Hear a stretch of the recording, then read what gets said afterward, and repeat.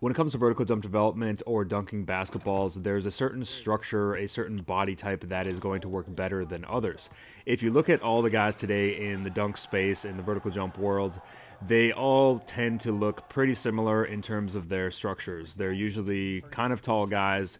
They usually have long arms. They're pretty skinny. These are all things that serve dunking on a 10-foot rim. One thing we can tend to neglect is that these guys are often elastic jumpers. They carry a lot of speed. They transfer the speed very well from horizontal to vertical. And there is a certain body type that the elastic jumpers tend to be. This is what I talked about in the podcast I recently had with Joel Smith. These guys tend to have narrow rib cages, narrow pelvis, and these are things that serve them as elastic athletes. Joel talked about this as the pelvic diaphragm, having that thing more narrow. It's like a tight drum that you can hit off of and get up in the air fairly quickly without having to use a lot of muscular force or knee bend. For myself, I don't have that thing as tight. I have a wider rib cage, a wider pelvis. I need to use more muscular force. I need to use a bigger knee bend to get up in the air. And I think for myself, it's really only got worse over time. You are born with a certain size rib cage, a certain size pelvis that is kind of going to stay that way, but it can change through training.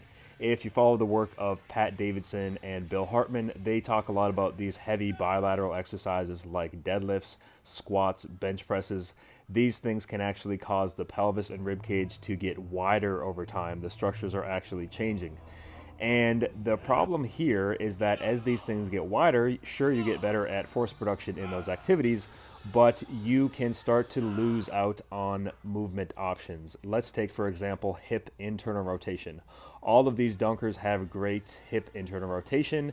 It helps them get up in the air, transfer from horizontal speed to vertical height. And if you do not have hip internal rotation, you're probably not going to be able to hit those positions when you're jumping.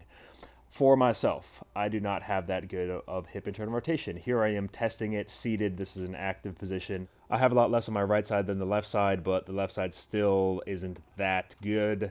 If I can't hit these positions on that simple stretch, I don't think I'm going to hit them when I'm jumping, so I'm not going to be transferring the horizontal speed to vertical height very well. So this is something that I heard on a Just Fly Sports podcast with Pat Davidson, where you're taking the pelvis and rib cage, and if those things are getting wider and wider with all the heavy lifting that you're doing, you basically lay there and you're doing the exact opposite. So you're putting weight on the sides to force them to get compressed in the other direction. So Pat said he did this. He would grow like 1 inch after doing it. His hip internal rotation would open up pretty significantly. I've had a number of athletes try this out and say that a lot of things feel better. Their hip internal rotation feels better. They feel more bouncy. People's squats feel better.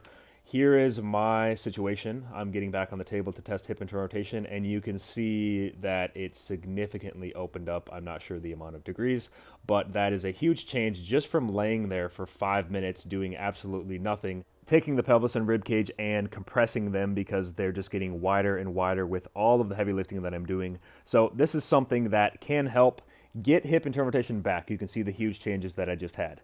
It makes me feel better, makes the knees feel better, makes me feel more bouncy, and makes me move less and less like a block of wood, which is how I'm built. Try it out, enjoy.